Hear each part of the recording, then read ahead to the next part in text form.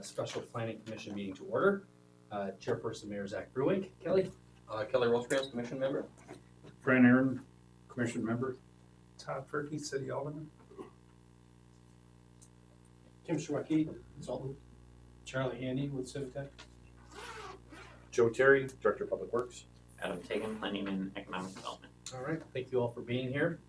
Shane Burkhart had made it known that he was unable to be here with us, I think, at our last meeting, and I'm not sure if Tim Burkhauser, if he was planning on I didn't hear one or the joining us or other. not, so.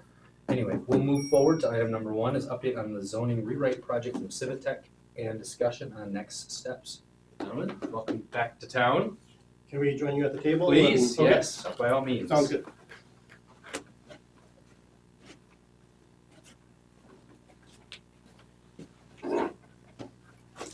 So we had a meeting back in November 3rd, and I recognize some of you there. Was everybody at that meeting?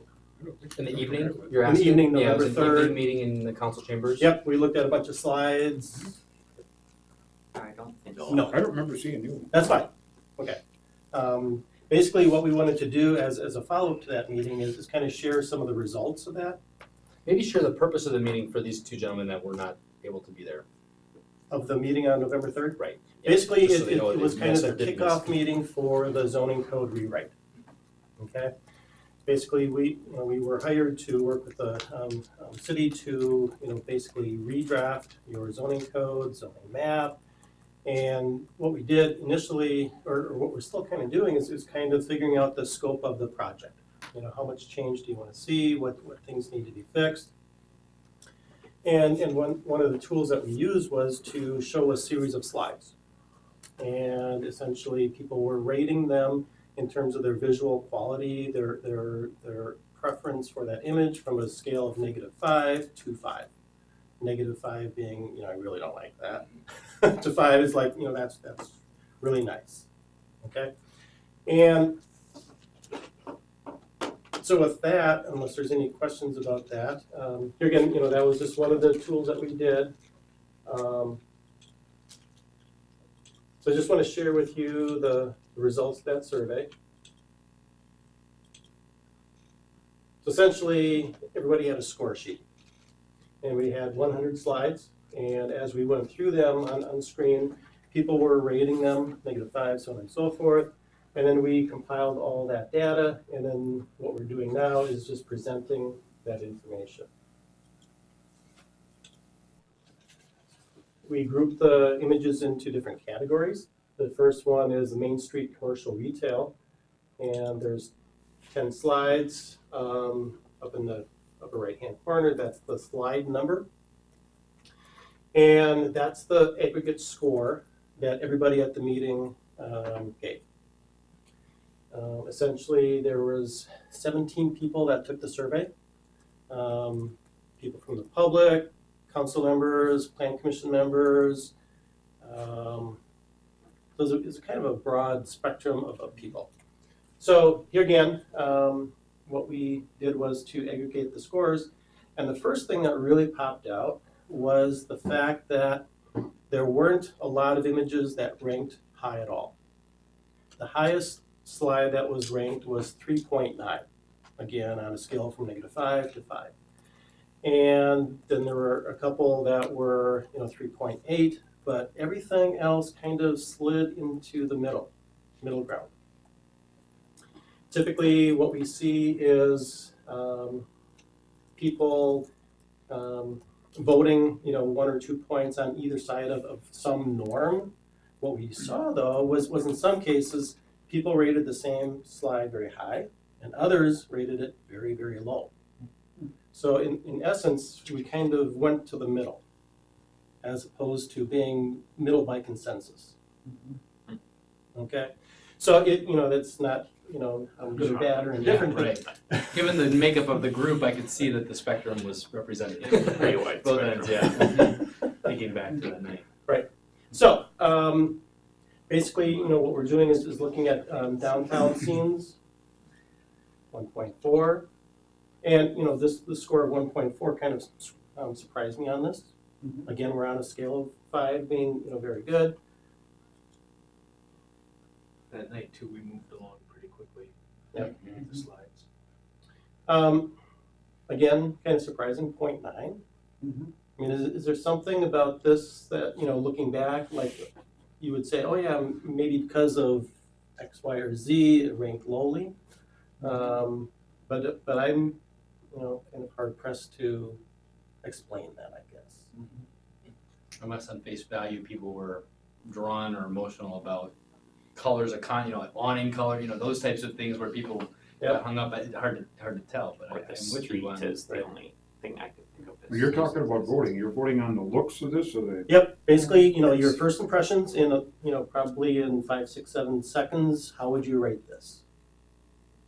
And I think there was a bunch of different criteria too, as far as, you know, the overall looks, not just access, but whether there was green space, all kinds of stuff, I think probably was part of the value that the voters could put on it. And basically it was their first impression. Do you like this or not? And how would you rate it on that scale? And as I click through this, you know, we don't want to spend a lot of time, but if there's something that really surprises you,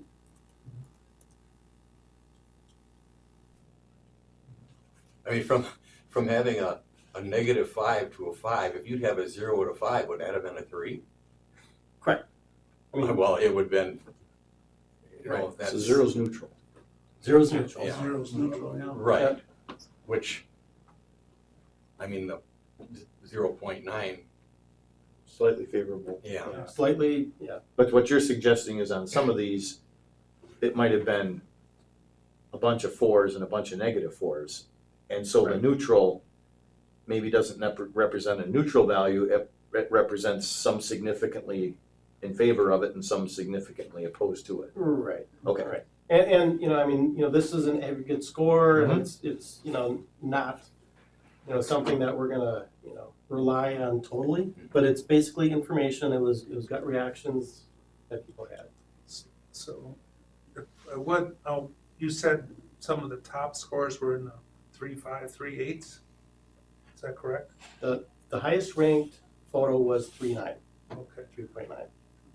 So, do you think that is normal for other communities that you looked at? I mean, You know, all of the scores here are substantially, you know, somewhat lower than what we would normally find. Okay. You know, for an image, you know, that second one with that Panera, yeah, you know, that was significantly lower than other communities. That's what I sensed when you Yeah. know. Right. Yeah. And who knows, it might have been that night, the Packers might have lost Sunday before, who knows what. yeah. Oh, the other thing is, and just grab one and pass it along, but at the end of all the slides, we showed a set of slides, and we just kind of, you know, walked around the room kind of, and people gave their verbal, qualitative, you know, what they like about the image, what they don't like about the image. Okay? So some of these are in here as well. This was one of the highest ones, 3.8, kind of a sidewalk cafe. This one surprised me, 1.9. And you see lots of green, lots of new pavement, you got bricks and, you know, storefronts on the sidewalk.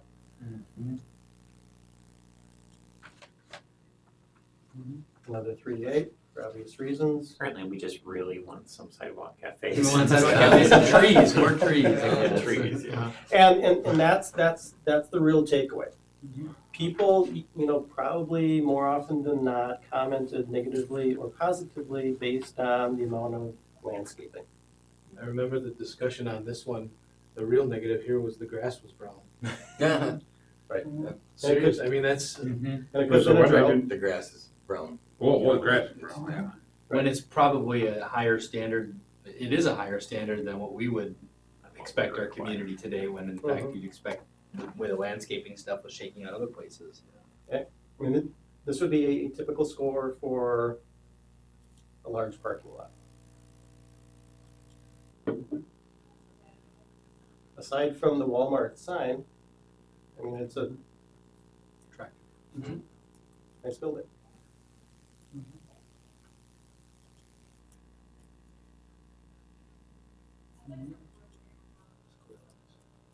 This one was a kind of a professional office, kind of tucked back in a residential area. And I suspect most people just didn't realize what it was.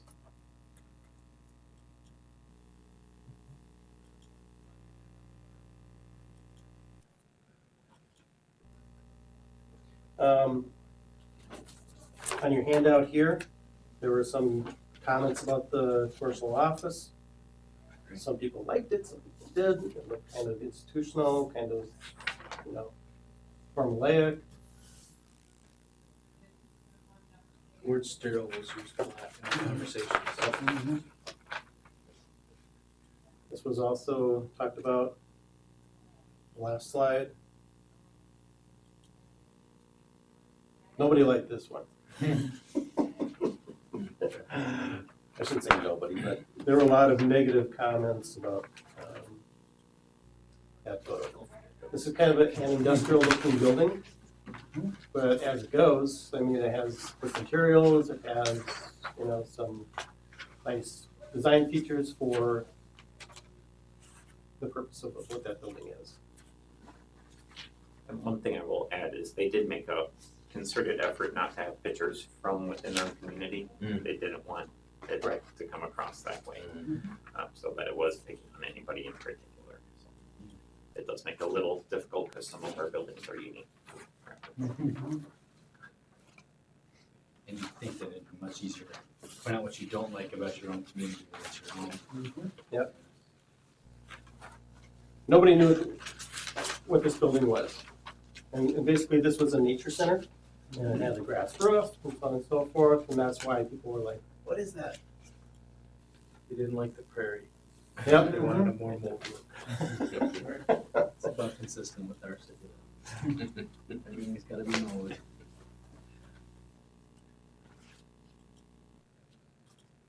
Single family, it's rated fairly high for obvious reasons. This one surprised me. Basically, this is kind of a very, desirable kind of neighborhood. With the porches up front, different materials, sidewalk, so on and so forth. I think lot separation, we just went through that this afternoon with our housing study, and Too close? that's why I think that was skewed that way. Yeah. Of what, 700 people we surveyed, lot sizes came. That's the reason not to live in Rapids, because they're too small. Were those people that lived outside and responding why they wouldn't? Yeah. Right. But I'm guessing that's a somewhat trend in Rapids residents as well, that their preference is larger lots than maybe what exists. But that's more of a guess. Okay. And So- we can check that data when it comes back too. That'll help us inform our study. Sure. As it turns out, this is a photo of a Habitat for Humanity house. The nicest Habitat for Humanity house this community could ever have. Yeah. Consistent with the one-stall garage, so. Right, that's why it just has one car. And for a long time, Habitat Homes never had a garage. It was just the basic, housing unit, and that was it. But I think I remember that there was a lot of park in the yard conversation. now. They park in the yard, in the front yard, yeah. We had a lot of conversation on this slide, and I think the big thing was the red made it look like a barn. That was a big part of the conversation. And when we show this, we didn't say that this was a Habitat house. It was just, what do you think? Well, solar makes it look a little odd too. It makes it look like maybe the roof's being repaired. I think it's just the camera angle there too, but something looks incomplete, Oh, yeah. right?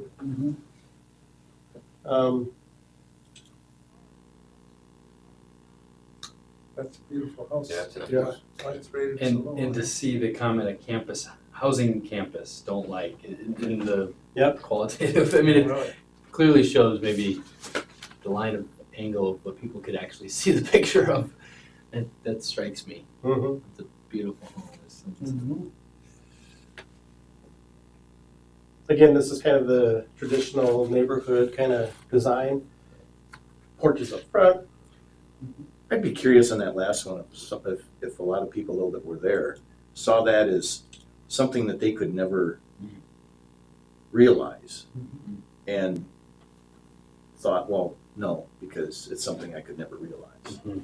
Because it is really It's a river amazing. I mean, it's got Garbage out in the middle All of the the road. garbage and recyclables out there. Yeah, Steve. Garbage recycling day, yeah. You know, this house is very large. It's got probably 4-car stalls, probably 35 to 4,000 square feet of living area.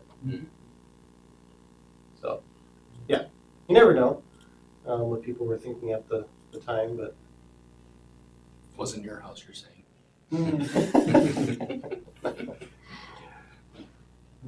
probably most people were pretty consistent on this one. Garage up front, kind of a snout house is what they're often referred to.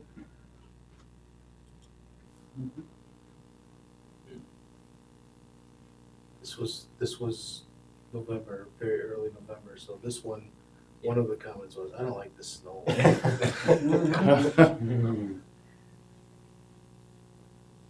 And again, very dominant garages. Public Works Director, it just screams roadside hazard. So this is a duplex, again, Habitat for Humanity. Good idea.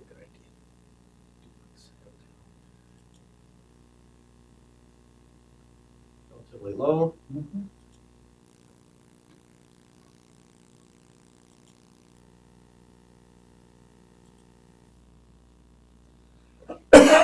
This kind of surprised me a little bit.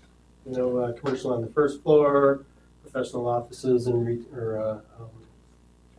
single family on the second floor.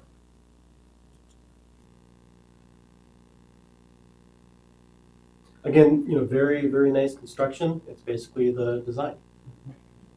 No landscaping, if that group was. Yep. Nobody liked this one.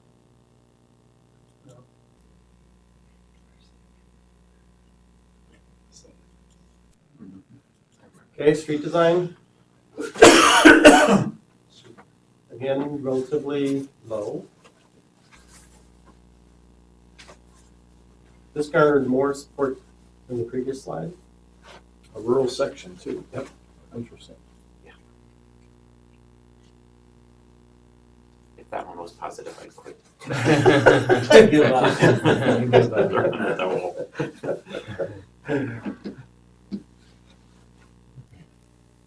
Oh, roundabout. Roundabouts.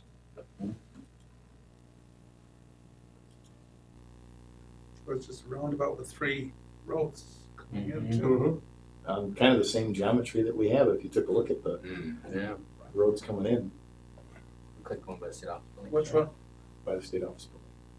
That's got 4, doesn't it? It does, but if you Yeah. take a look at some of the geometry, Oh, yeah. that one is almost an entry exit. Yeah, that's true. So, you know, this is kind of a strip development. Lots of green, buildings closely spaced together. Kind of a public square, public circle. And kind of the strip development.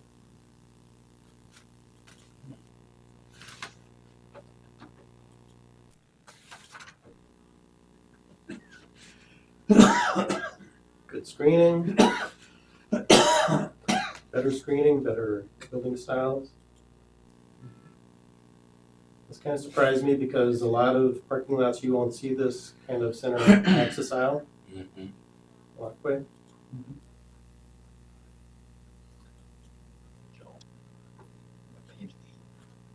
Again, you know, probably, you know, this is a terrible photo, but I think what people were looking at was the green shrubs and trees.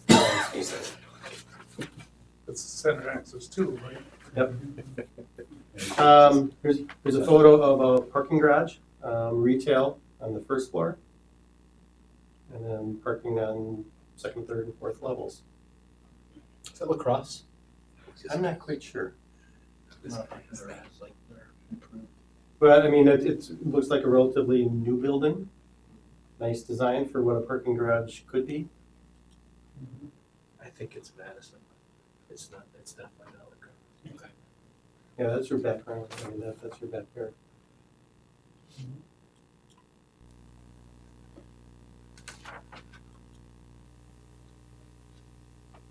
Kind of surprised about the square here. It's kind of a traditional downtown.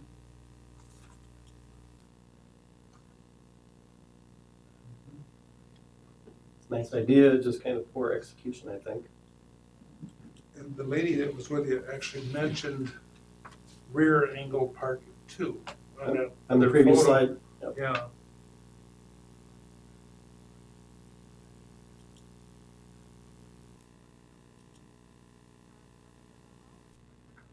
it's a typical parking garage.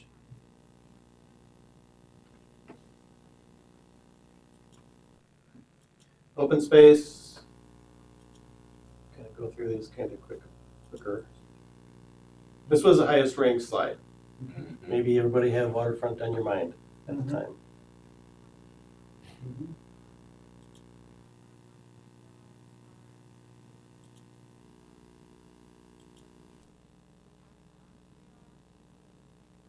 Put a path in, take away the people, and it gets a higher score than Something. yeah. You know, I mean, it's very nice. Small town. We don't like people up there. Again, public seating, nice landscaping, outdoor eating areas. This was just too much concrete. It's the same, Still that's the scored same picture, better than a lot only of in a stuff. different location, I think. Yep. The open space is scored.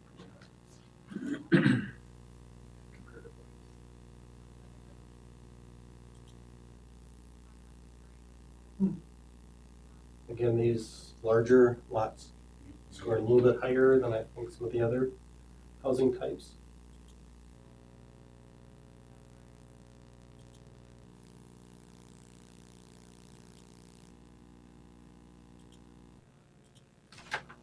Okay, nobody liked this one. That's good. Yeah, right. Tall fence out front.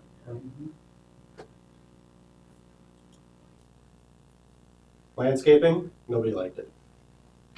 With good reason. Basically, the code said you need X number of square feet, and that's what they did. They didn't talk about, maintaining it, they didn't talk about what it has to be inside of it. So I mean, it's like, well, why even try?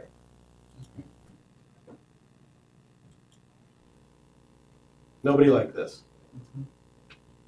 This is over in Fond du Lac. They painted the blocks. Right. Basically, those are the big concrete blocks that they pour at the concrete factory when they got excess, and you just kind of stack them. So this kind of surprised me because this is a really, relatively high berm, probably 4 or 5 feet in places, and it screened the parking from the public roadway. It's like bear. Like Geneva area. Nobody liked this. Nobody liked the menagerie of, tractors and. No one definitely wants to live next to it. Well, maybe that, yeah. But Visit it with your kids, maybe, but I don't want to live. It's kind of next to it. funny. I mean, after a point in time, it's been there so long, it's like, everybody's like, oh, sure. I mean, it's. This is residential. Yes, this is somebody's front yard. Wishing they could be out in the park. Oh, the one behind you. Yeah. The dish. Valley structure.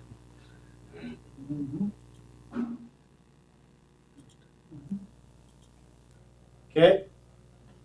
Detention pond. It's basically serving a function, and that's about it. Okay. So that was the slideshow. Those were the results. And, we don't have to spend a lot of time going through these. You probably kind of flip through them. So what we're trying to do with this, first phase of scoping is trying to figure out your personality. Every community has their own personality, kind of what their expectations are. So this was a good start. The other thing that we would want to do is if you would just take a couple minutes and answer a couple questions. Okay? There's no right or wrong. Here again, what we're trying to do is get a sense from you of where you're at.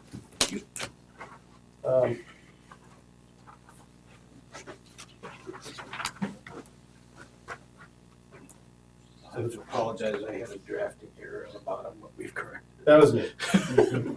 So basically, the first one is somebody walks in with a development proposal and it meets your zoning code. The question is that a desirable output from your zoning code or not?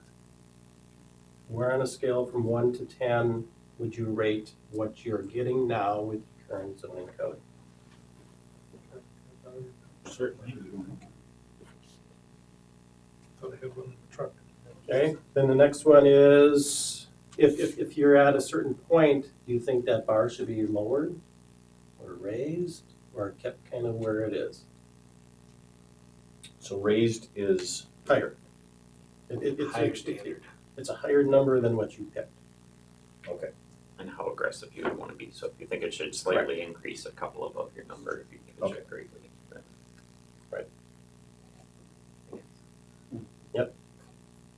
We started to talk about number 3 a little bit that night. Right.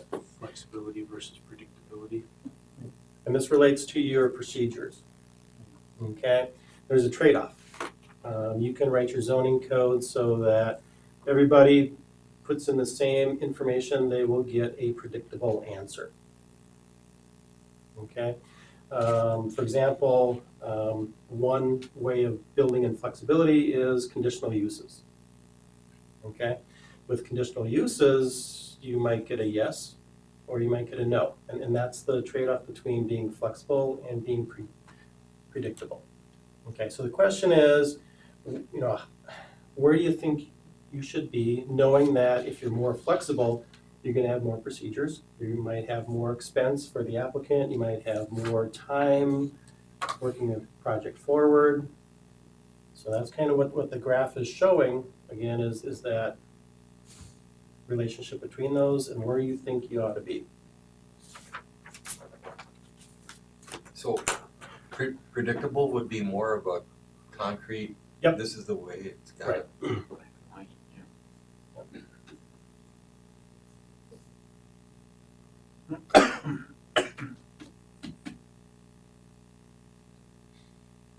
Okay. The next one.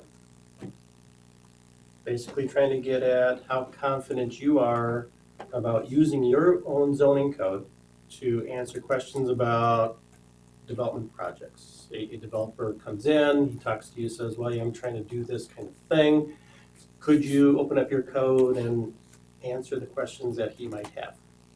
Again, there's no right or wrong answer. Some of you have been on the planning commission for a long time, others might be new. Or maybe just tell them to talk to staff. Is it bad that I can't put a 10 on it? Well, I was thinking it's like, Well, oh, that's B2 something general commercial. It's like everything is B2, so yeah, it'll work, right? I mean, it's sort of the predictable negative consequence of everything being overly general and predictable. But Okay, the last question is, when was the last time you pulled up your zoning code, either online or paper copy, to try and find something? And the answers are within the last month, 2 to 3 months ago, 4 to 5, or more than 5. Again, no right or wrong, just trying to get a sense for, how much you rely on staff or how much you can figure out on your own. Okay, and if you just want to turn those over when you're done and just turn them back, and you don't care again who responded what way, we just want to get a sense for where you're at.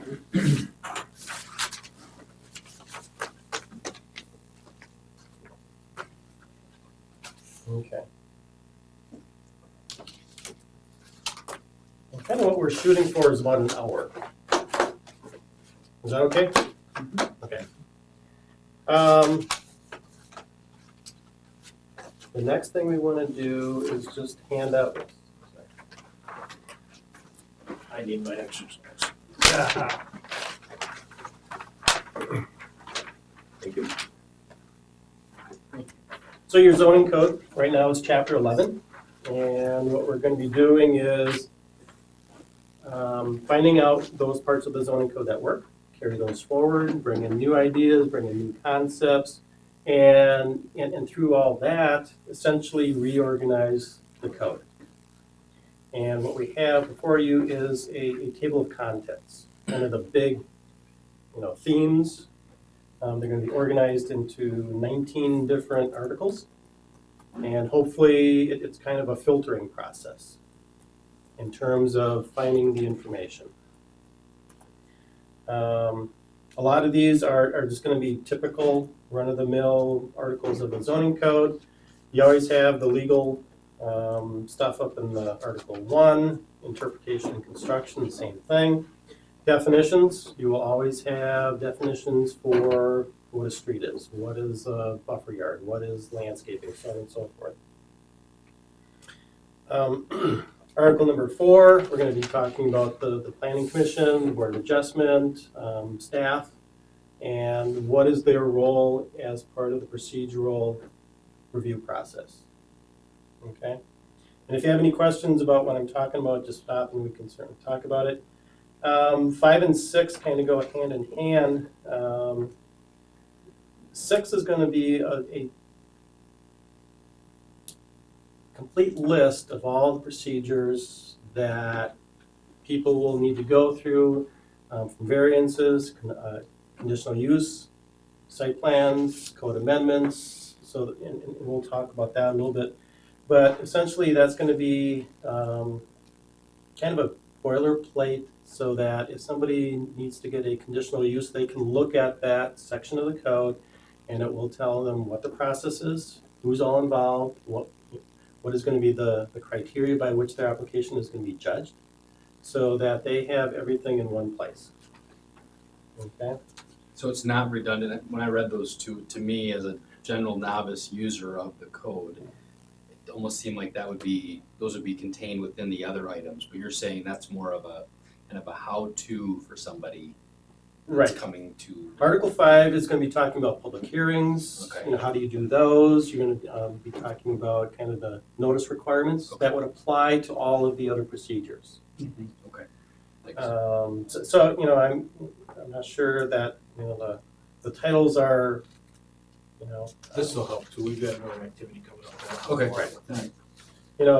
Article 5 is general, and 6 is specific. It's like, well, we kind of played around renaming those any number of ways, and we can certainly talk about if that still makes sense. 7 is going to be the bulk of the code.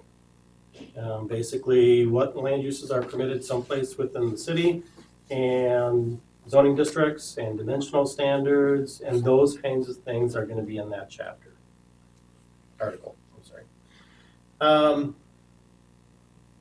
What we plan on doing is having a general diagram for each of the major kinds of building types.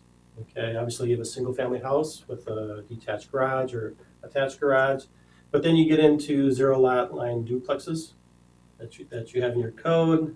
We might rename that, maybe not, but basically what does that look like on a piece of paper? Okay, same thing for townhouses. How are those lots laid out that they're different than or the same as a single family house?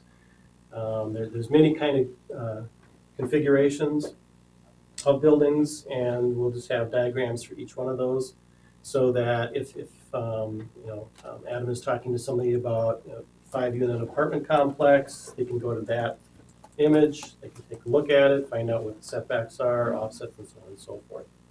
So that's going to be something new to your code, and what we're trying to do is bring in as many graphics as possible without being overly redundant. So, that's how most people are. They are just visually cued into how things are laid out.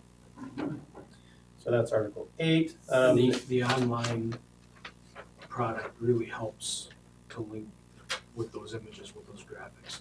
What we've seen in our online services with the other communities, that those graphics, they're just so much easier to just click on that link, pops up, okay.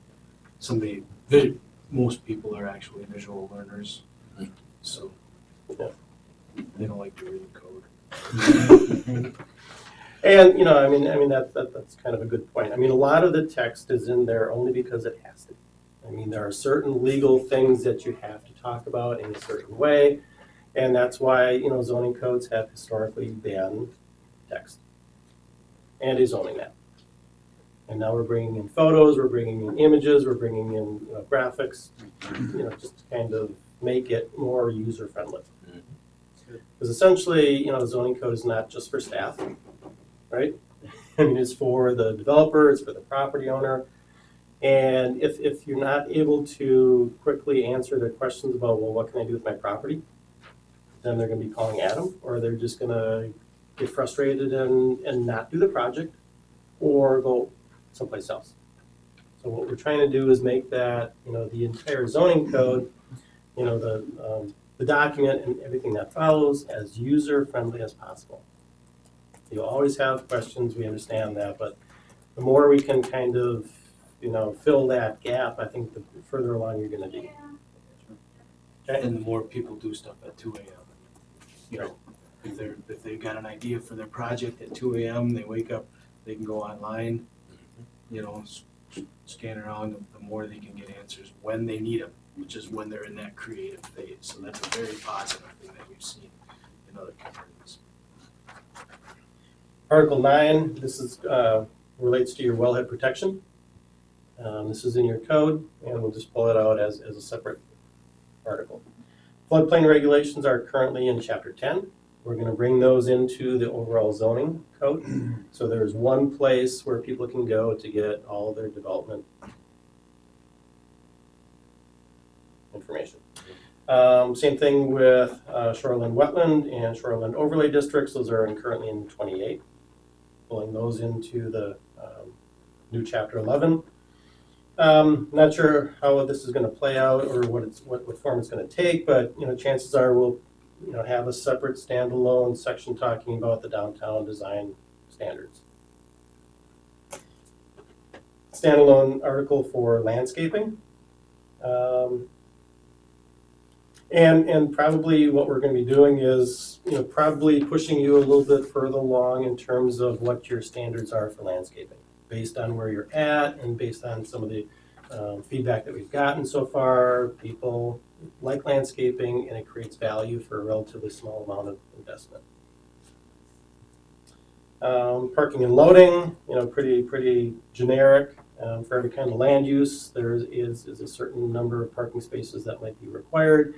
We'll build in some flexibility with regard to the downtown, you know, parking requirements, some flexibility for shared parking and things like that. Overall, are you seeing a trend where it's less parking? Most definitely. Okay. They have a lot of older codes, obviously, are designed for day after Thanksgiving, which Right. just is a waste of money and from everybody's perspective, so I have to make sure that. And what we can talk about too is some communities, what they do is say, this is our standard, okay? Based on your square footage, based on your use, you might, have a demand for 50 parking spaces. And a lot of, unfortunately, some business people, they think that a bigger parking lot that is more freely accessible and more open spaces will create more business. And that's not always the case, and essentially what we can do is build in a disincentive to do that. If your demand is 50 parking spaces, and if you want to go over that, well, that's fine, but you're going to do more landscaping than you would do otherwise. So there's some real, dynamics in terms of policy questions that we'll, bring back to you to say, this is an option. Do you want to do that or not? And, that's probably a good, segue into talking about, we'll probably give you more than what you may need, perhaps. We don't want to walk away, and you say, well, why didn't we think about that? Why didn't we talk about that? So, we're not trying to push you into one direction or the other, but we'll probably give you more, teeth than maybe what you want. And you can say, well, let's kind of, scale that back. And that's fine. That way we've talked about it, and that way you can decide. That process helps us also to continue to develop our knowledge of your personality as a community. You know, we're gonna probably be, if you will, the bad guys as far as policy. That's our role, that's our niche, is let's bring some stuff for you to think about. And if your personality is, no, we don't wanna get that strict, we don't wanna get that stringent, okay, but let us know, make sure we're, but we're gonna want you to think about it. We're gonna want you to make a decision on it. And don't ever think that we're offended by your decision. That's not the case. If we haven't grown thick-skinned by this time. Coming back to the table of contents, outdoor lighting. I looked at your zoning code, and there's probably one sentence that basically said that the foot candles at the property boundary line can't exceed 2 foot candles at the property boundary line from a commercial spilling over onto a residential property.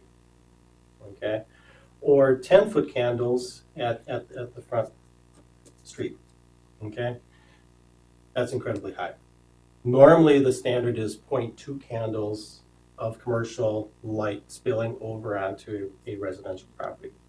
So you're much higher than what is the norm.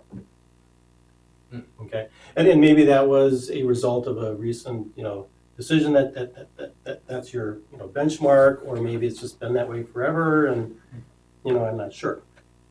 But those are the policy questions that we'll talk to you about. This is where you're at. How do you want to change it? These are your options, and then you decide. When you say higher than the norm, you're saying that this code is more strict than normal or less strict? Less. Okay. You're more liberal. Okay. In terms of what you allow. We've had a few of them too. The lighting? The lighting things. Mhm. Yeah, it's an issue that comes. I know it's something I get calls about, is lights, the brightness of lights, especially as we Lighting migrated into more conditional uses in neighborhoods. I think when people, Churches, So, things like that in sure. the residential areas. Mhm. Right. Yeah, I think that's interesting That- you point that- that out, yeah, because that it's, is. thinking about the calls, that's one of the calls you get is And again, neighbors. and with the technology that there is out there today, landscaping, lighting, they're fairly minimal investment. You'll have people that'll say, oh, that's a huge investment. Well, it might be if there's a significant changeover, but typically different shielding and shrouds and things like that are pretty easy to fabricate and fairly inexpensive. So, those are typically parts of the code that you may get quite a bit of pushback from businesses, but the investment level, parking, that's a huge investment. Obviously for a business, if they're building parking or something like that, that's a huge investment. Landscaping, lighting, not so much. Well, and I think to your concern or question about the business reaction, I think about the big box or the nationals that we've dealt with. A lot of those requirements are already cooked Yes. into their models. So Right. when they come here, they're like, really, that we have that much more leeway? I mean, they're preparing themselves for much more restrictive Mhm. sort of use. So I think to mitigate some of the concern as we go forward, we have to remind ourselves that, the type of business that we do deal with, many of them which are already prepared to deal with much more restrictive codes. And basically, businesses locate because there is a market. Okay?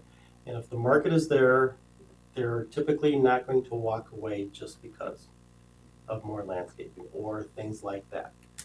It's obviously a business decision, but if there's a market there, and if they, want to have their business, they need to expect that there's going to be some additional demands placed on them so that what they create is going to be of value to the community. And it's basically market driven. They want to be there.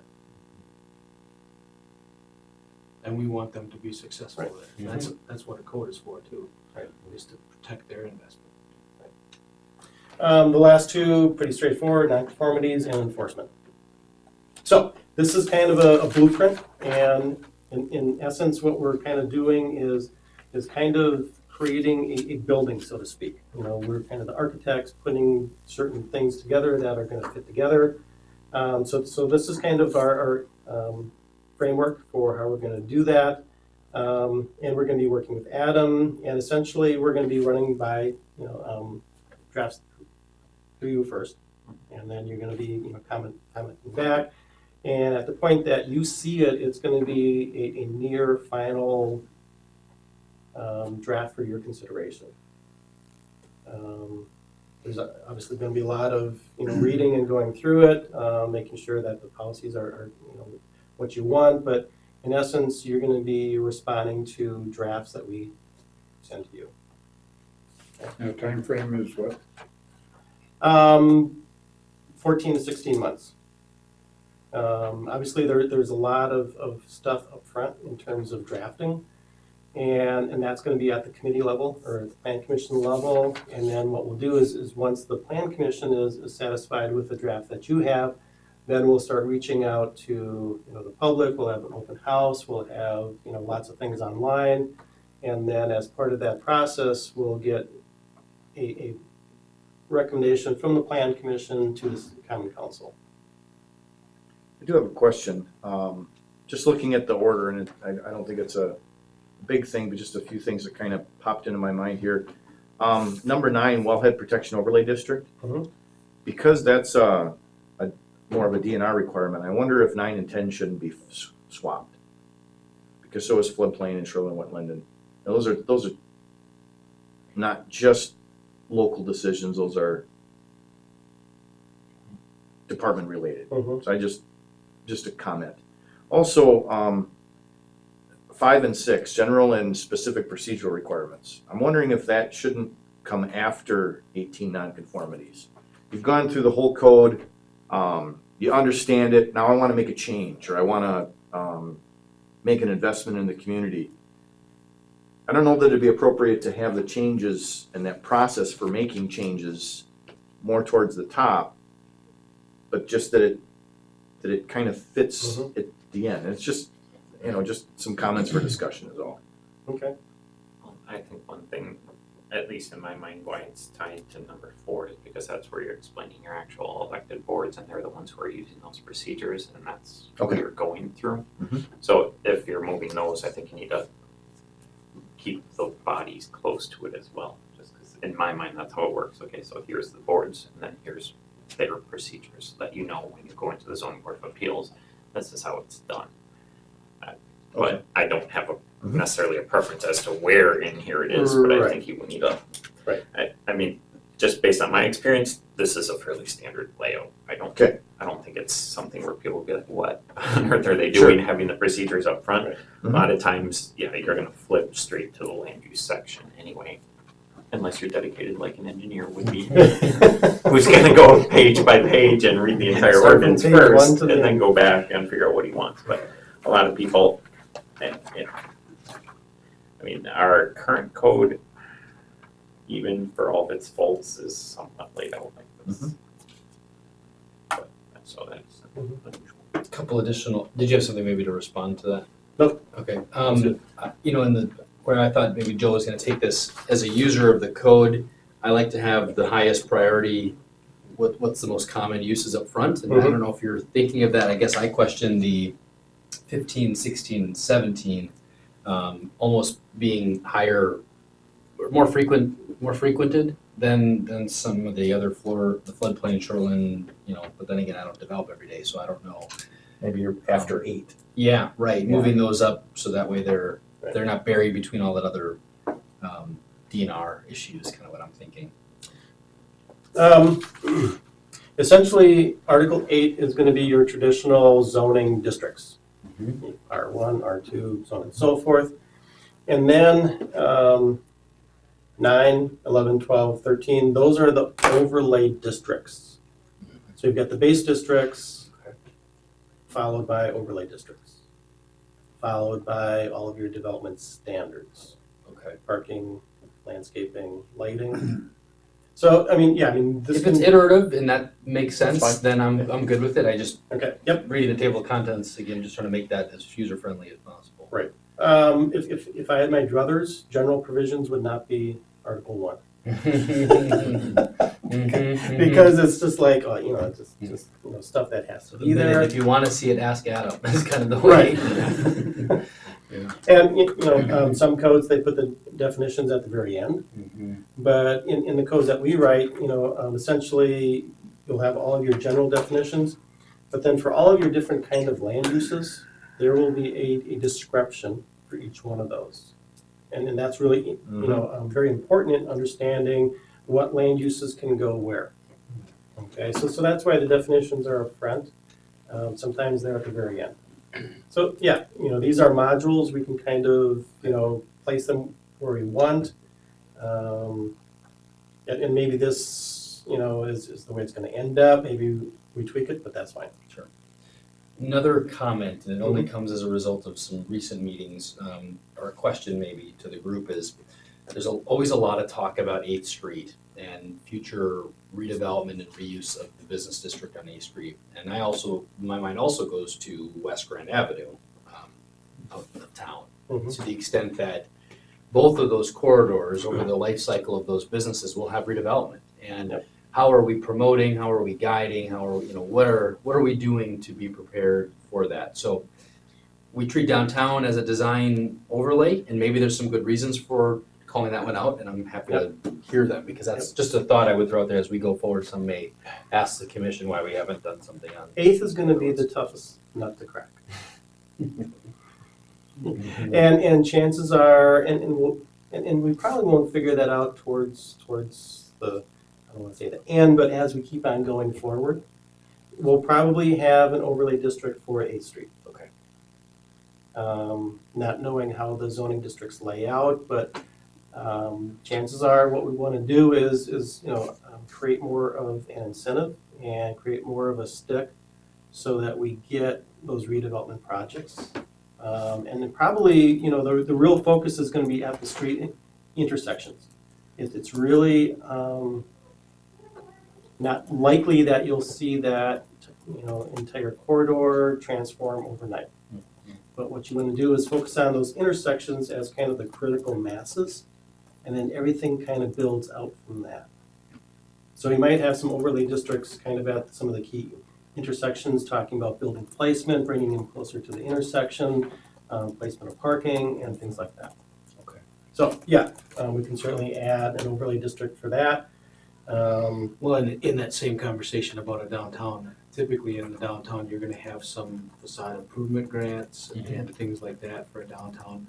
Maybe in 8th Street, that's when he talks about the carrots and the sticks. The carrots would be, improvement grants and things like that, point of sale.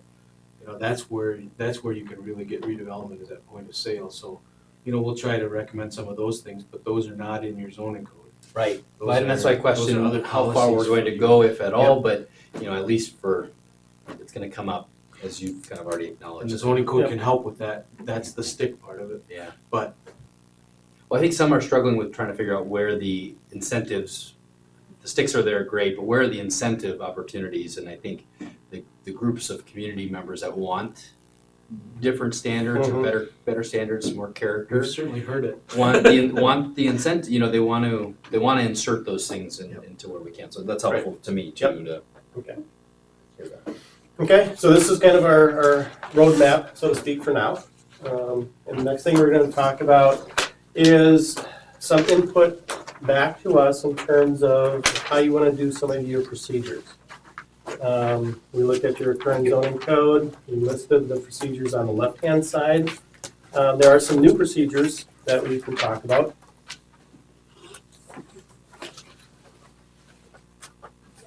So again, on the left-hand side are procedures. The next column over is if it's an existing one, where it's located, and there might be an option in terms of the who's involved and who does what.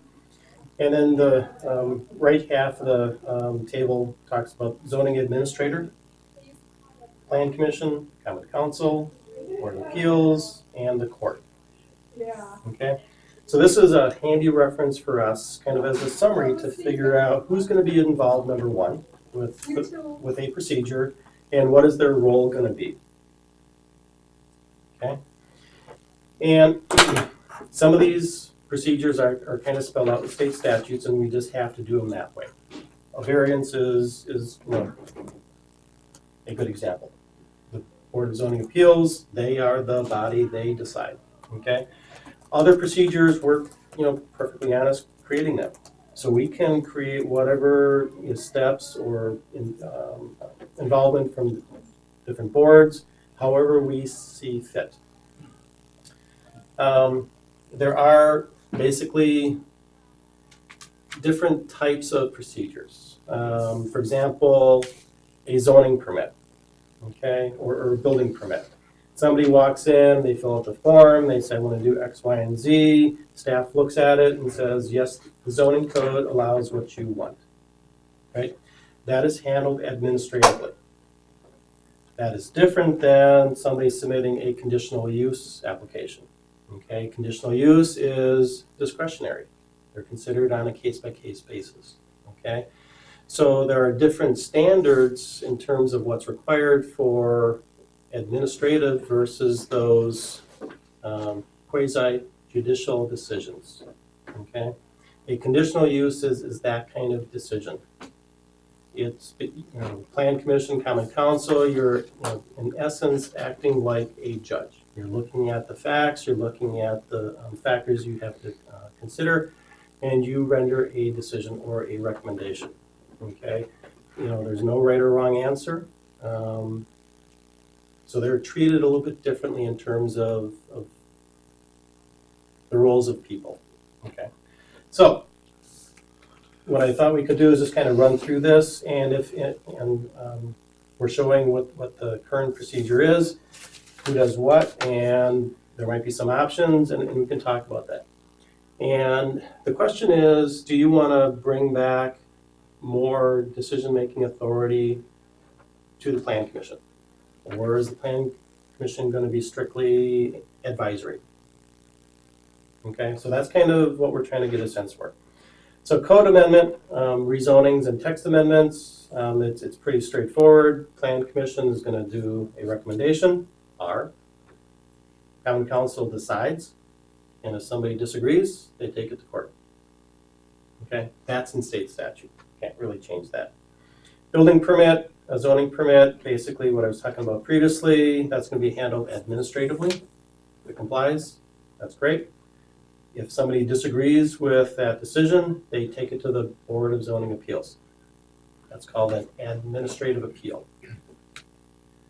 Somebody's contending that staff is misreading the code and that a permit should or should not be issued. Certificate of occupancy is basically after the fact to ensure that what was constructed actually complies with the zoning. Again, administrative.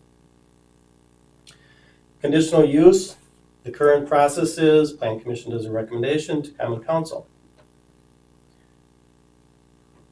The Common Council could, if they wanted to, grant that authority to the Plan Commission.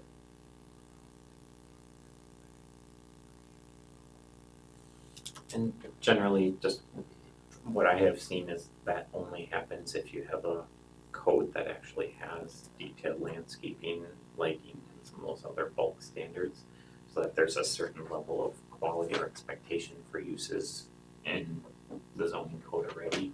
So really it's, the uses aren't as up in the air as they are currently, where a conditional use, there really are no standards on it. So a council generally isn't as comfortable giving up that authority to the Plan Commission. But if 80% of the development is already set forth in the zoning code, there's really only a little bit of wiggle room, so if that makes sense.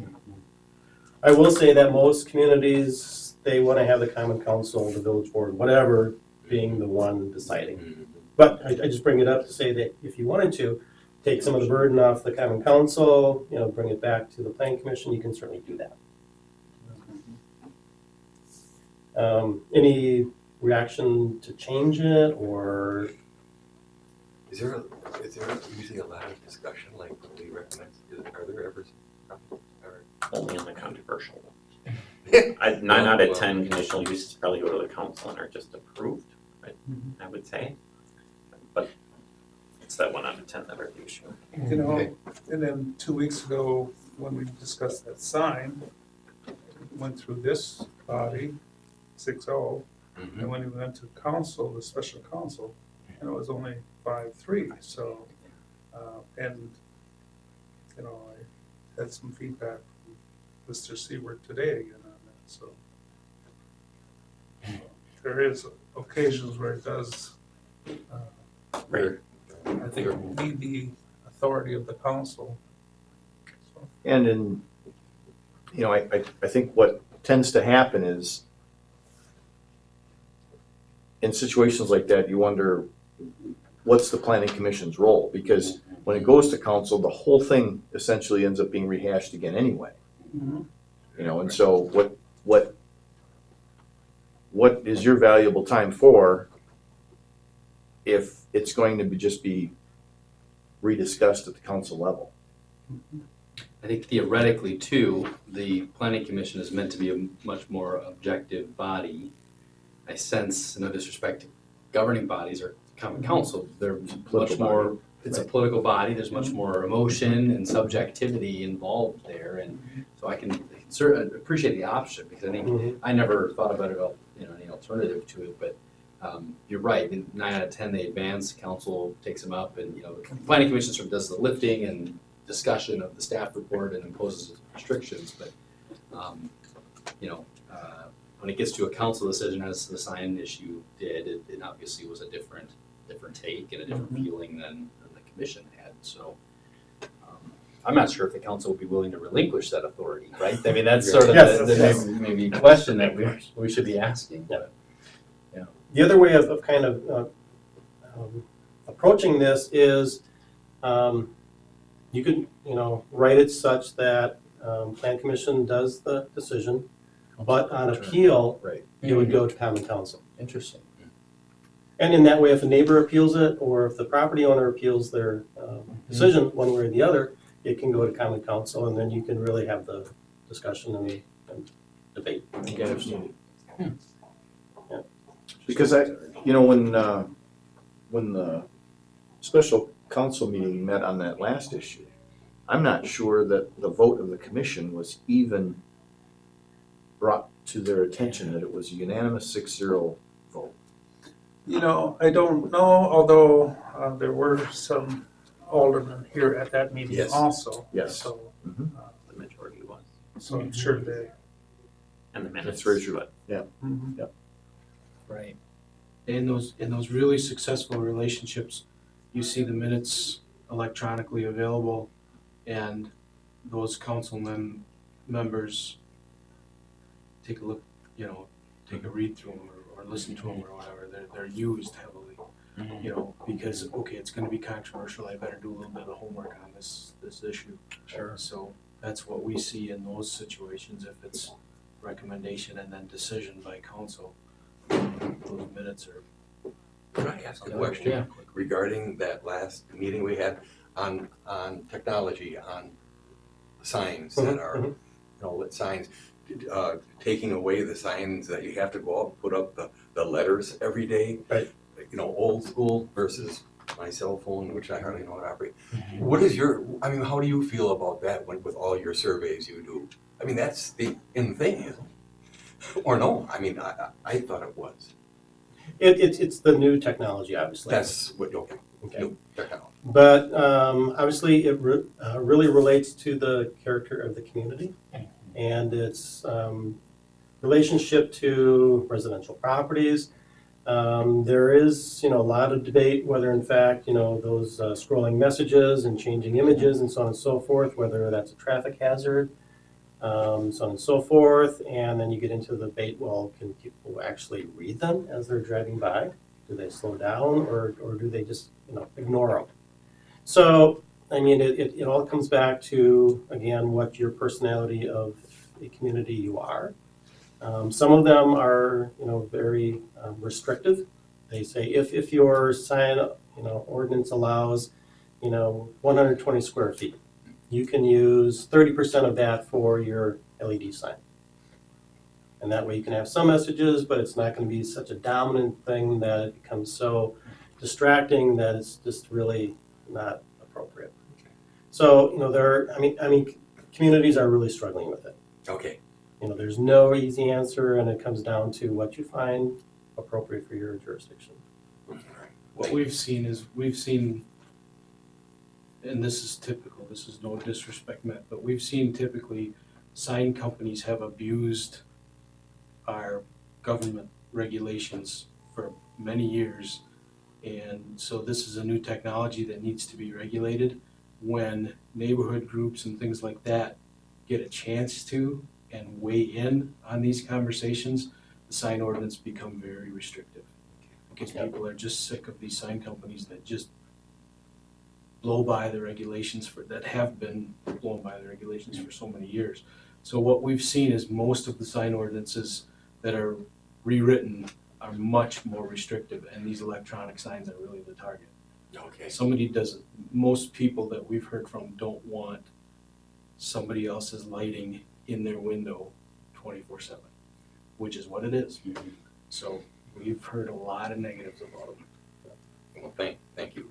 Did you follow that issue Yes. at the council level then? Did you happen to catch the? I did not, Mayor. So I just wanted to make a point, especially for those that might be watching this in replay. So they've actually narrowly passed 5-3, and that was maybe even a question if they did pass at 5-3, but that was my call of the vote. Well, we would have had a tie in the tiebreaker and all that stuff. That was the case. But point being, there was an interest in sort of a moratorium. I don't know. Do you want to maybe explain sort of the process and obviously coming back to this body now to make some further headway? So we'll be decisions on coming it? back Okay. as a discussion at your next meeting, a discussion on what actions the commission would recommend taking as far as looking at electronic and animated signs. And then based on that, then I would proceed with an amendment that would come back before you for the public forum, or the formal public hearing, and then onto the council. So it would be kind of a two-step process. First will be the discussion on whether or not the commission, because it's your role to oversee that code, whether or not you feel changes should be made, and if so, what direction to head with those.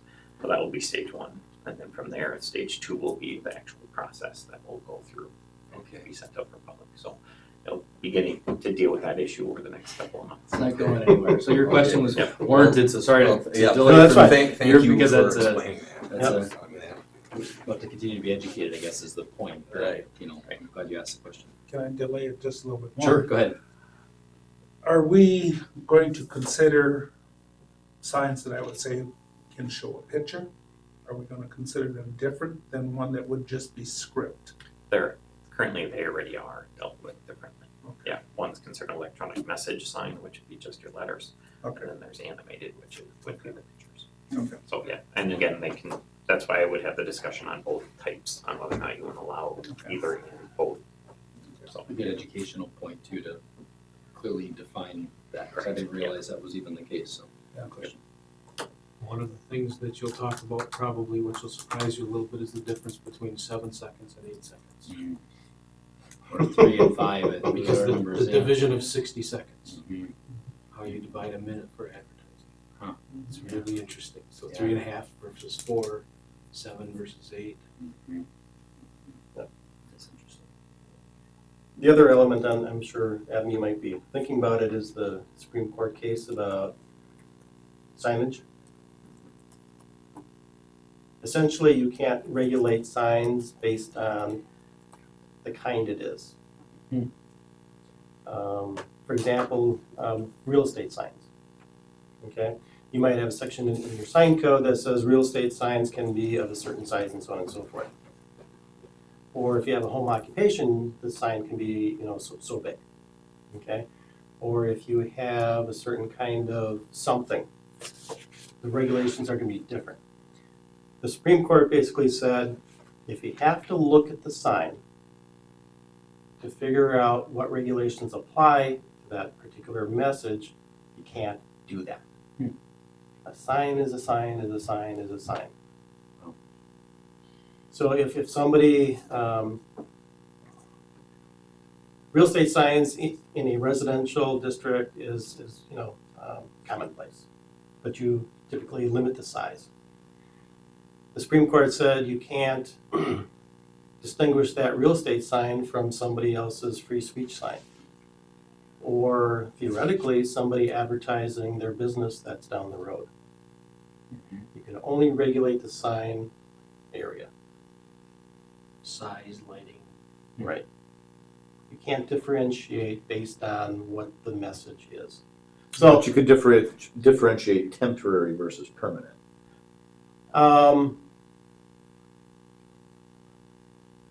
Like in a residential district, for example. I mean, it seems to me logical that you would allow a real estate sign there because the objective is to sell that house and so on and so forth. If there's a home business there, right. A strict reading of the Supreme Court case basically says that if you have to look at the sign to see if it's a real estate sign and what time limit applies, you can't do that. A sign is a sign is a sign. So all you can do is regulate the area of a sign that's permitted on a single family house. And it can be used for a real estate sign, it can be for a political sign, it can be for free speech, it could be advertising some community event, it could be advertising some commercial, whatever. So that's the other element. It's the Size of the sign in about the that sign. district. so temporary or permanent, you can't make it a temporary sign. Well, you're talking to two planners, so. you know, Right, you're not that's- lawyers, I That's understand. a legal question, but the information that we have at this point is, if you say it's a temporary sign, if it's there 364 days, and if a permanent sign is there 365 days, that's not enough differentiation. Okay. There needs to be more, 30 days. Right, it would need to be defined, correct, but But if you think about a real estate sign, that house may be for sale for a long period of time. So, temporary versus permanent, what's the difference there in definition? Is it 90 days versus 365 days? So you've got to be very careful. so what would some of the implications be for permitting then? Typically a real estate sign, do you require permits for that? It's considered temporary, right? So you put it up, if I'm gonna put up a home occupation sign, I need a permit for that. You're suggesting that, Because here again, you have to look at, say, this is a home occupation sign. How do you know that? You know that only because you read it. And the Supreme Court is saying you can't read the sign. Regulated by that. Right. Has to be content. You can't just, create a distinction based on what content is on the sign. So that house being advertised on its sign, am I correct in saying that it could be considered a temporary sign then, because the house is, no, I think what it's getting at is there could be complications where then every sign needs to be permitted. Well, again, maybe a sign less than this many square feet is authorized. A sign this many square feet to this many square feet is permitted, and a sign this many square feet and larger is not authorized. So you permit this group you don't. Okay. So it's content neutral. It's just square footage. It's one of those double-edged swords. On the one hand, it makes, things so much easier. You get X number of square feet, you can use it for whatever, we don't care. And you can decide if people have to apply for a permit or not. But the other question is, well, what about off-site commercial signage on my property for Coca-Cola or advertising, Quick Loop or whatever? So, there's a lot of things to be worked out. And this Supreme Court case just happened within the last 9 months or so. So, a lot of communities are, rewriting their codes to be content neutral. So, anyway. State Supreme Court? Federal. Federal. And it was 9-0. Oh my, that's impressive. It was an Arizona church Yep. is the center of the. A lot of communities are doing the wait and see. Yeah, advertise, And maintain it, so. Right. have Until a it's company changed. pay me so they could advertise in my front yard. Using There's so many ways to Right. totally blow by. But essentially what the Supreme Court said was not only, Gilbert, Arizona, did you do it wrong? You don't have sign regulations. So that's the downside of waiting.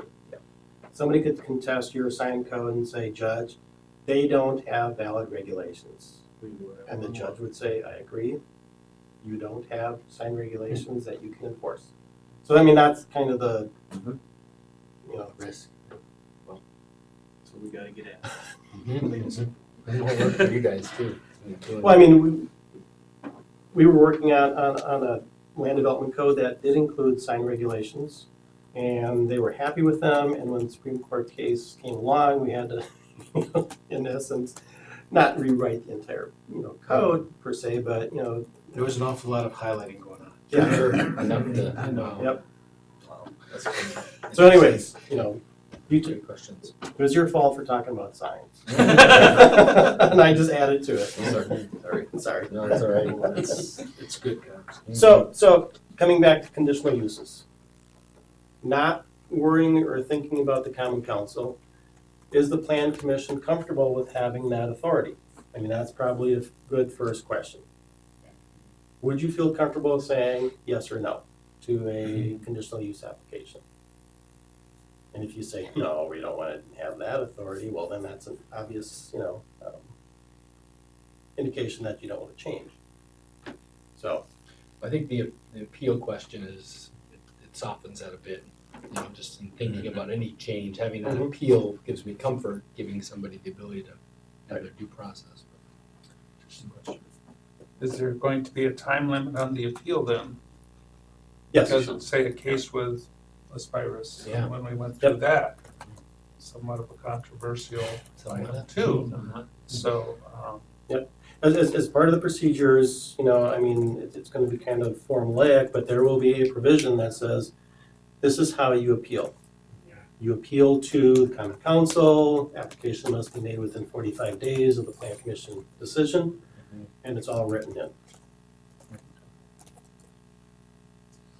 I think from a user standpoint, trying to put the applicant's hat on again, the applicants like the knowledge of, do they have the conditional authority to go, the authority on a conditional basis to go forward?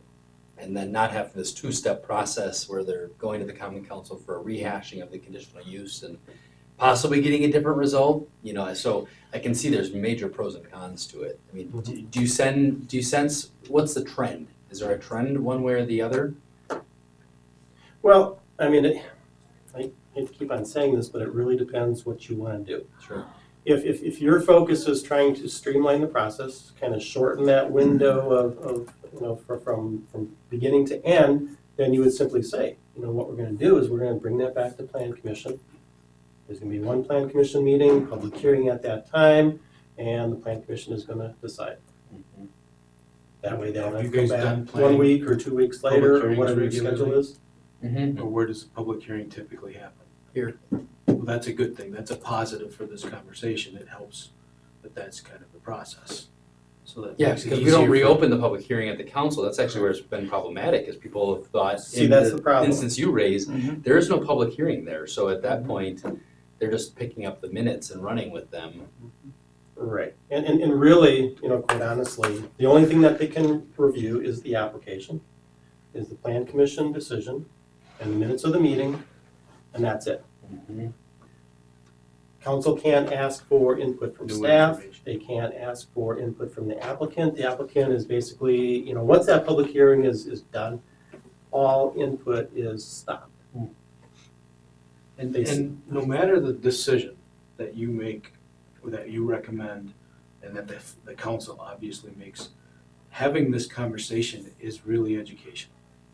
It really helps everybody in the process understand, okay, so in a controversial one, if it goes to court and we did this, we screwed up, we messed up. And that is so typical. I mean, we see that everywhere we go. Communities that have had a zoning ordinance rewrite, but they didn't talk about some of these issues and their processes were flawed.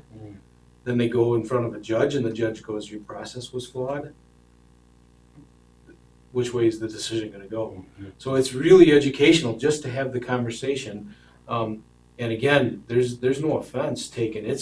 let's understand the process, let's understand your personality, which way you wanna go. When you get there, okay, this is how the ordinance is written, this is how we do it. Sure. And it really helps. You know, there's people that don't like the process. Well, then get statute changed Yeah, in right. Madison, you know, Powerless, yeah. but the process is. Don't say that. Right, They're doing that left and right now. Right, right. yeah, right. So, you know, it is, I think, a very good thing for communities to do this, and to go through a little bit of pain once in a while, just to be educated. Yeah. Not that nobody wants that. And, anyway. you know, obviously, you know, you probably won't arrive at a decision right now Right. about conditional uses, how you want to do it. So, you know, think about it, okay? And if you wanna have that conversation, you know, continue to let us be the bad guys. And that's our role, you know. Well, our consultant brought this up, they wanna know. And there's really nothing wrong with, you know, proposing something that doesn't fly at city council, okay? Basically, this is your recommendation. You're given the task of rewriting the code, and, you know, you're gonna say, we recognize there's lots of policy questions, there's little policy questions, but there are some big ones, and the big ones are X, Y, and Z. Our recommendation is this, because we feel whatever, okay? And just lay it out like that. So, you know, there's different avenues, and based on the following factors, we think this change is appropriate, and let common council decide. They can either agree, they can modify it, or they can, you know, disagree, which is not a bad thing. Which makes for a good code. Yeah. Really makes for a good code. Okay, continuing on, in the wellhead protection zoning part of your code, there's a list of conditional uses. And those are basically authorized by the zoning administrator. So here you can kind of see that, you know, there's a difference, which is okay. But my thought is there should be one conditional use process for the entire code. So there ought to be some consistency between those two. Okay. Plan unit development district. Currently, your code and past practice has been historically to treat planned unit developments as a conditional use. Okay? They're really not a conditional use. A planned unit development district is essentially a customized zoning district. That might be one parcel or it might be many parcels. But in essence, you're simply saying that we're creating some new standards for this district. It could be setbacks, it could be parking, it could be landscaping, it could be whatever to make that project happen. So it's not a conditional use. The process is kind of the same, you know, with conditional use and the rezoning, you still have a public hearing and you have recommendations and so on and so forth. But with the new code, we're going to be treating planned unit development districts as a separate zoning district. And it's going to be shown on your zoning map like that. We're gonna propose that. Well, state statutes, you know, I mean, it's pretty Pretty clear that. pretty clear that a PUD is a specialized, customized zone. I think we've had that discussion internally on that subject with the city attorney in the past, right? And that's, so I think that cleanup, common. maybe that's a welcome cleanup, sure. Yes. Minor home occupations, this is an administrative decision. Application complies or it doesn't. If it does comply, it's approved. Major home occupations are classified as a conditional use. Temporary uses, kind of working our way down the list, and obviously stop me. Temporary uses are decided by the Board of Appeals. Temporary uses as used in this instance would relate to temporary uses like a real estate office that's on site. It could be, you know, a real estate office for a condo project or something like that. That would go to the Board of Appeals. That's fine, but to me that doesn't make sense. Strange, yeah. Essentially, the Plan Commission, Common Council, they're going to be looking at a site plan. in terms of the overall project, and that's the point where you would look at those kind of temporary uses. Not to say we're gonna divorce that discussion and leave it up to the Board of Appeals. So, what we're gonna be doing is generating a list of land uses that are gonna be allowed someplace within the city. And they're gonna be classified as being principal, accessory, or temporary. Okay, and that'll make more sense as we go into it. So that's why we say as a proposal, we'll treat those just like any other principal or accessory kind of land use. We won't call those out and have a separate process for them. Site plan of operation goes by many different names, but essentially you're looking at a physical layout of the property. You're looking at the business operation characteristics, lighting, landscaping, so on and so forth.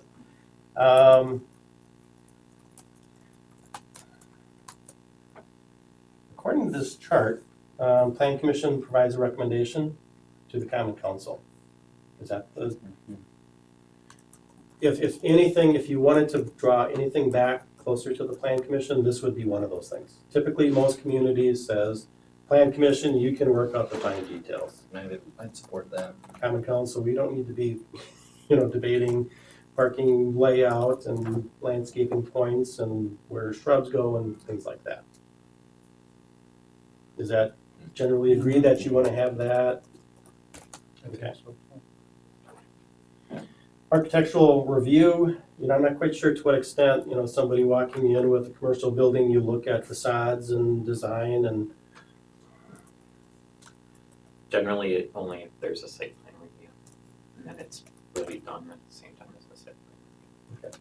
So probably, here again, recommendation would be Plan Commission, as part of overall site plan layout, consider the building design. And the other thing is where you want these architectural reviews to take place. Typically like the downtown business district, or maybe the 8th Street corridor, if you're looking at more sticks out there. Yep. Okay. Administrative appeal, this is in state statutes, goes directly to the Board of Appeals. Again, somebody is saying that staff is making a wrong decision on administrative level. That never happens. Variances go directly to the Board of Appeals. And then you have a classification for something referred to as special permits. And those go to the Board of Appeals. My recommendation is that seems kind of, again, counterintuitive to where things ought to be done. Probably we'll just get rid of that special permit classification and handle those as part of any other kind of land use process.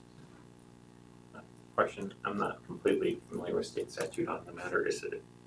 Does Wisconsin law allow you to combine the Plan Commission and Board of Appeals into one body? The Board of Appeals really has to be that quasi-judicial. You can have, I would suspect you can have people sitting on both. Yeah. But they can't be a merged body. Yeah, oddly enough, Illinois did, so that's why I was curious. It was nice in one way, it was one less board you had to populate, and it was people knowledgeable with the zoning code on both sides, Right. so Yep. in theory, it worked nicely, but yeah, it didn't have that separation. Right. Well, I do like the, to that point, the local appeal of the Common Council. I think there is some, granted, there's a politicism question, but I think, the elimination of the body is one of that. Glad you asked the question. Okay. Code interpretations, and after we get done writing the code, obviously everybody will understand everything perfectly, and there will be no questions about what things mean, right? Currently, that goes to the Board of Appeals. There's an option of having that handled administratively by the planning director, zoning administrator, or else you can have that done by the Plan Commission.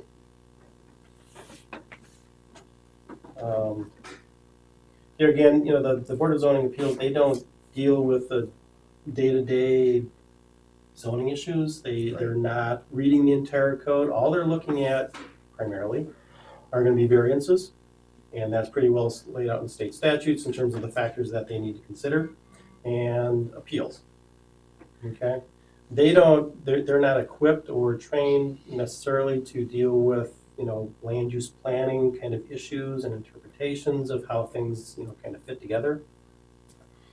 So our recommendation is to make that administrative or pull it back to the plan commission. Option one. You realize that's giving me more power. No, that's giving better service to the Yeah, community that has questions. that's where I'm thinking too. And obviously, Adam's just not gonna say, well, this is what I think at this moment, okay? I mean, if somebody poses a real question about what a provision means, he's gonna write it down. And he's gonna issue a formal interpretation, so that there's no question, when some other staff people come on board, how has this been done in the past? There's gonna be a record of all those prior decisions. And theoretically, if the questions, has such a bearing on the zoning code, you're going to incorporate those interpretations into the next code revision so that those things are cleaned up. It shouldn't happen because we'll get it perfect. Yeah, right. Get this done exactly the way it needs to be, but Confidence. Okay? The next one is, again, a kind of a orphan child, so to speak. There's another listing of temporary uses. And I'm not quite sure.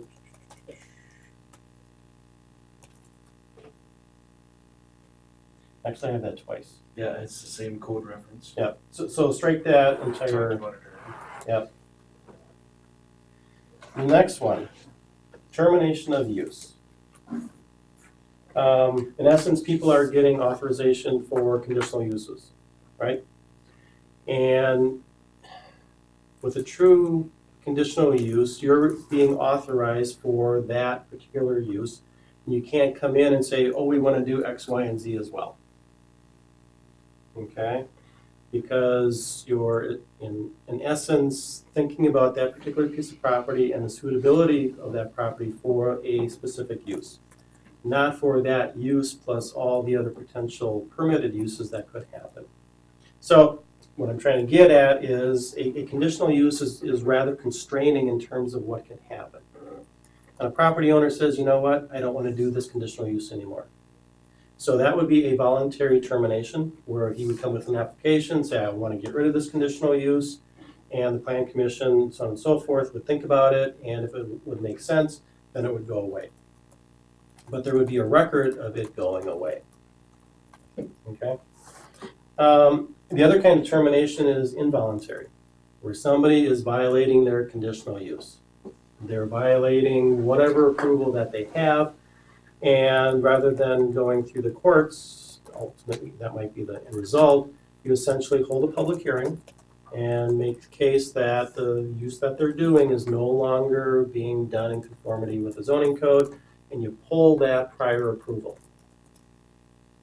There's due process that you have to follow with that, but instead of going to a court, you're in essence, building the case for when you have to go to court, if in fact it goes that far. So you're basically saying, we gave you that approval, you violated that approval, we're now terminating that approval, you're back at square one. Okay? As I mentioned, public hearing, due process, they can say why, they think it's not a valid termination. Ultimately, somebody's going to decide, and that should be the common council. We think that this issue, termination of conditional use, is a very important conversation for you to have here with your past practice, et cetera. And the processes that you have currently for conditional uses, so that, the decision makers, policy makers understand that conditional uses should be constraining.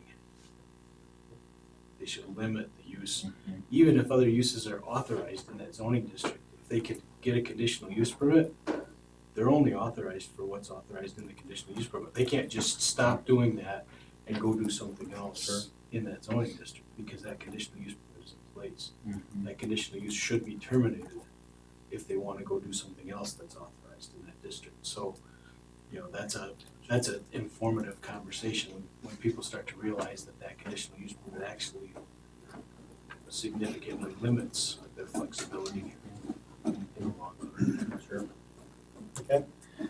The next one is a special exception. And you don't have this in your code. But in essence, what you're doing when you're drafting code is you're saying that if you meet a particular standard, you are approved, right? If your setback is 30 feet, and as long as you comply with that, you will be approved with regard to that element, okay? But sometimes when you're drafting code, it's difficult sometimes to consider all the possibilities, so to speak, okay? And in certain instances, for certain development standards, it may make sense to build in, if you want, more flexibility in terms of some of those development standards. Okay? This is not a variance. A variance is you have to have a hardship, it has to be particular to a property, and it cannot be contrary to the public interest. Okay? This is not a variance. It's a deviation from the code, but it's different, and they're treated differently in terms of the process. What we handed out was a provision that includes a special exception. And the particulars really don't matter, but in essence, it provides an example of what a special exception is. So in this instance, in this community, they have a requirement that all buildings have to be at least 50 feet away from an environmental corridor, in essence, wetlands. Okay? But they go on to say that the Plan Commission may approve a special exception, and there's procedures and so on and so forth, to allow a lesser separation, but not less than 20 feet. So the hard and fast rule is 50 feet, but there might be some justification to allow something less. Okay? And then it goes on to say that the Plan Commission shall consider the following factors in making their decision. So depending on the standard, there might be 2 factors, 3 factors, 5 factors, different factors probably for each one, but it helps you kind of think about, does this make sense in this particular instance?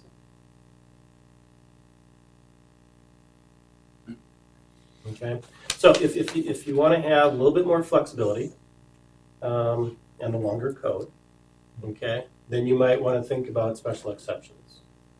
Typically, special exceptions are handled by the Plan Commission. Again, they're probably related to a site plan in terms of layout, things like that. So that's probably where that authority should go. Special exceptions wind up backfiring on us, and we wind up getting sued. Well, Like the wetland thing, isn't that DNR? no, I mean, can we 50 feet? So generally, and again, I'm not a lawyer, but generally, as long as you're working within the authority granted you by the state and city code, you are immune from lawsuit. But you still, you But can't special- reduce the requirements of a state law, for example. Right. I'm sorry, Even if you had the language in here. The 50-foot thing you just mentioned, is that ours? No. That 50-foot, and then No, can we no. go to 20? That's just an example. Oh, right. all right. Basically, state law says that the DNR regulates wetlands. Yes. Okay, and you can't build in wetlands unless you. Right. What this community says is you know what, rather than allowing somebody to build right up to that wetland line, we're gonna require a 50-foot setback. Yeah. Okay, so that was a local decision to impose that standard. And they recognize that their community has very large lots and very small lots, and that 50 feet might work in 90% of the cases, but on the smaller lots, it might be problematic. So that's why they built in some flexibility, again, with some constraints, some sideboards and some factors. And it's considered on a case-by-case basis. does it make sense in this instance to allow something less than 50 feet, but not less than 20? So, this is just an example. And if you have this procedure that doesn't allow somebody to submit an application for a special exception for any part of the code, okay? We will we will identify as part of the code that this is the standard, and if a special exception can be applied for or not. So typically, it's just, probably 6, 7, 8, 9, 10 different kind of standards where you might want to have a little bit more flexibility, and this is the way you do that. What helps to inform us of that, of some of those situations would be as if there's a lot of variances that are granted on the same subject, and those variances are granted with similar conditions. If you have a situation like that, that could be something that could be dealt with as a special exception rather than a variance. Right. To the ordinance. Like, for example, this is just an example. On the front of a house, somebody has a step,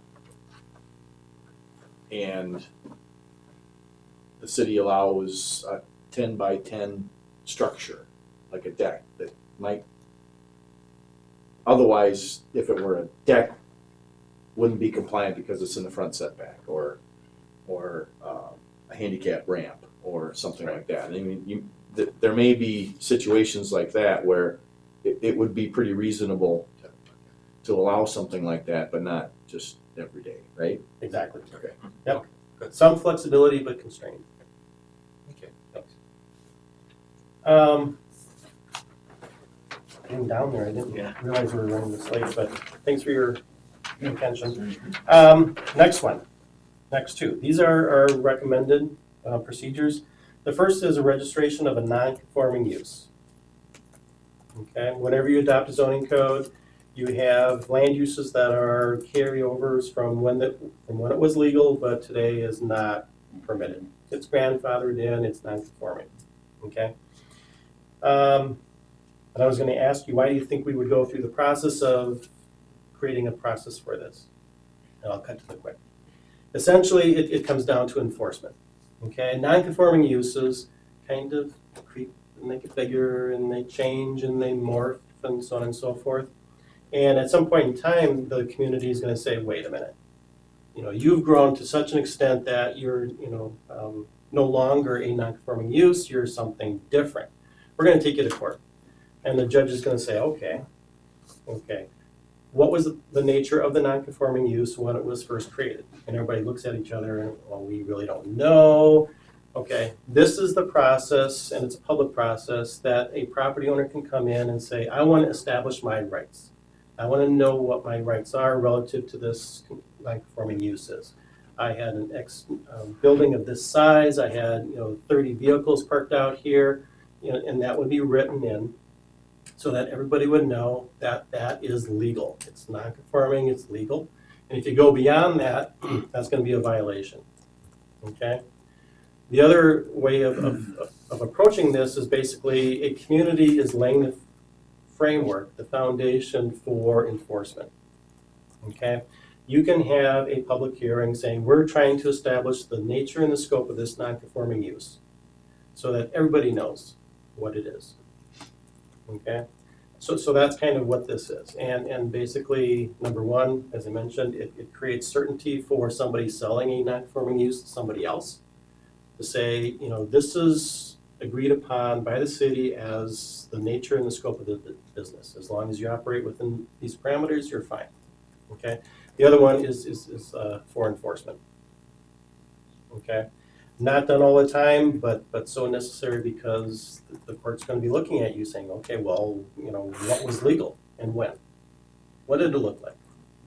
How did it operate? And without that, you really can't say that they're in violation because you don't know by how much. So, the last one is conversion of a non-conforming use. Really, so the recommendation for registration of a non-conforming use, I mean, you've got a couple options there, but realistically, option one is the ideal situation, because that's the person that's dealing with it on a day-to-day basis. No? It all depends. If it's got to go to public hearing, Right. option 2 is better. essentially a public hearing is probably the way to go, only because you're creating a public forum for the property owner to come in and present evidence to say, no, I've got these photographs, I've got this building permit, I've got these things to establish when my use was permitted and how big it was. And then based on that, then a decision can be made. So in order to register, if the zoning is updated, and there are hundreds of non-conforming uses, in order to register those non-conforming uses, you'd have to have hundreds of public hearings. Potentially. Okay. And, you know, I mean, it could be over a period of time, or you could do, 5 or 6 at a time. When we did lacrosse counties, and there was parcels of land that were less than 35 acres that were zoned exclusive ag. Mhm. Those, you can't build a house on a parcel that's single ownership, it's not contiguous with Right. anything else. So we had 12 towns and about 55 of those in each town. But we did one public hearing for 55. We did 12 public hearings, one for each town in that county. So yeah, it can be onerous, but that's part of our discussion when we're drafting this is, well, do we want to make it more restrictive and then create a number of non-conforming uses? Or do we want to, you know what I mean? Well, really, you're just recognizing that it's not conforming. Correct. And really what we're trying to do is to, hopefully put into practice best practices, okay? Obviously you wouldn't have to have this in here, and you might be in a situation, going to court, not having this, and you're back at square one, and you're, kind of frustrated because it's like, So All anyway, of those are decisions that you'll have to make as we move forward. They're workload decisions, they're investment decisions, Yep. they're policy decisions. So Okay. we're just informing you that they'll be part of the conversation as we move forward. Well, and ideally, if they're not conforming uses that the city actually wants in place or, something that's recognized as being important, you can fix those through the zoning process and make correct. Our goal is changes not to to the code create to support non-conforming them. uses. Right, you wanna minimize those. You wanna don't wanna minimize create those. 1,000 of them. Correct. Yep. So the last one is, it's referred to as a conversion of a non-conforming use. A case in point is a tavern in a residential district.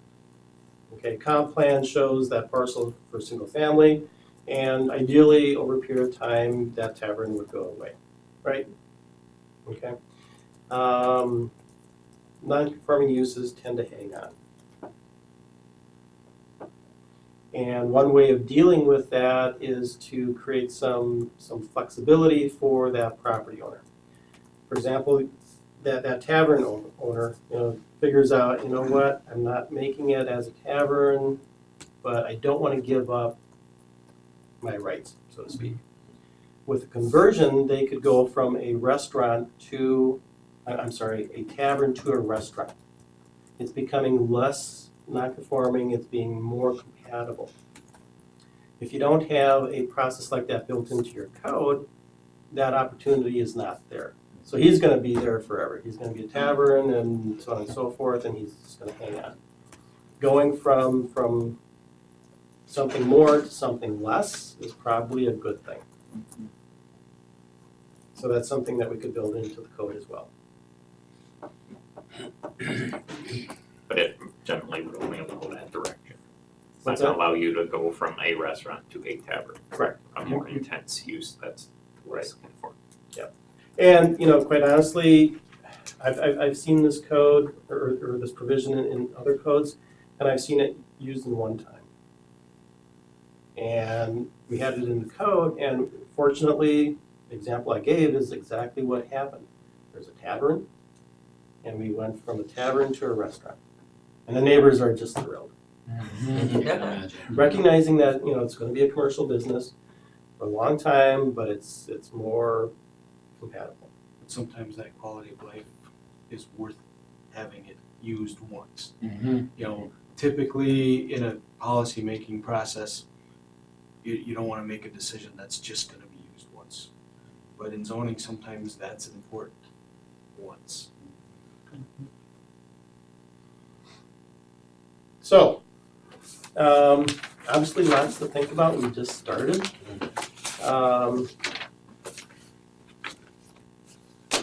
And basically what we're gonna be doing is, be presenting different questions to you, getting some feedback, and the more information you can, send back to our way, saying, yes, that makes sense, or maybe not, or give us some more information, that's what we're looking for.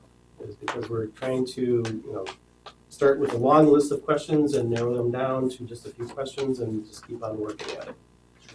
So, I think get used to this drafting, because that's the way we typically draft things, that matrix.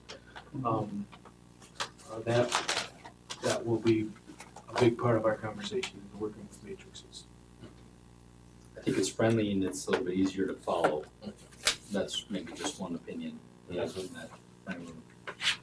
But if there's something that you think would help with your decision-making or with presenting it to the council, if there's a product that you think would help or a different way of presenting something, let us know.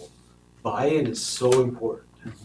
Political process is so important. So if we can help to educate, if we can help to inform, that's what you need to get this done well.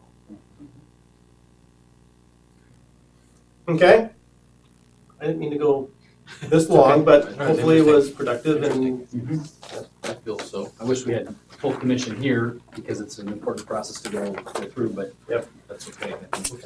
So there are instances here where the council would be somewhat relinquishing some power. Is this ordinance revision is something that'll be debated on again by the full council, or is it just take or leave it? And I've included some of that dialogue specifically in the minutes, so, And that's direction you can give us. Is we think this should go to council now, or is it okay that this goes to council later with a full package of things? This individual debate or a package of things to debate. Yeah, I guess depending on how many cases like this are part of the package where, again, the council will have to decide whether they want to give up some authority. That might not be something they'd want to decide on in 30 days. That might be something that needs 3-4 months of chewing to. Bringing it Yes. along, bringing people along. Well, Okay. so I guess I'm hearing kind of a mutual sort of discussion on that we need to test, Todd's a good test as a member of the governing body, to sort of determine what frequency and volume of information the council really can work through. But at the same time, when we accrue maybe enough of things to get approved, that would be a good time to maybe consider another sit down with the council. The pace of which this is going to go, I mean, we know we're how many months into a 16-month process, right, or 14-month, 12-month process. So I guess we'll look to you to your guidance, obviously Adam's leadership on it. And to me, it makes sense to kind of do it in chunks, not one fell swoop. So if this is a list of questions, and make the next discussion we have with the commission raises another 3 or 4 major questions, and that's when you bring it forward to the council prior to getting it all. Because I've done it both ways. I've been involved in the process both ways, and I can tell you the process where it's broken out more, it's much more effective. And then you don't get as many concerns after the fact of the councilman saying, I didn't know that was in there. Why didn't I approve it this way? And me having to explain what they actually approved. And that doesn't make anyone happy. And then you're doing extensive rewrites immediately within 6 months of adopting all the code. Right. and that's kind of a good note to kind of close on. Obviously, the planning commission, we're gonna be doing our very, very best. The common council is gonna be looking at it, the mayor's gonna be looking at it. And, there are gonna be some things that you're gonna work through over the months after adoption, and you're gonna say, you know what, we might have to tweak this, okay? So don't think that once we're done, you're done. It's just something that, especially when you do a complete rewrite, especially when we're talking about new overlay districts and new kinds of features and so on and so forth, you know, there's always gonna be some, you know, we need to rethink this, or we need to tweak this. So just be forewarned that that's gonna happen and that's okay. Sure. Okay? Any other questions for these guys? Comments? Okay. I'd entertain a motion to adjourn. To move. Motion by Kelly, motion by Fran, second by Kelly. All in favor? All right. Aye. Any opposed? Stand adjourned.